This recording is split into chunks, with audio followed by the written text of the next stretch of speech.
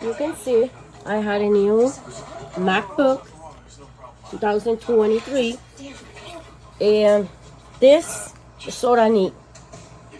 I do a lot of things. My computer is my job. It's the one help me to pay my bills, everything.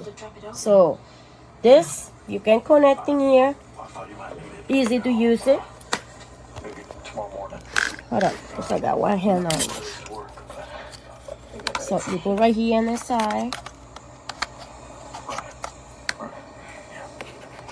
Okay, right here. And click. Really good. Oh, I put backwards. Sorry.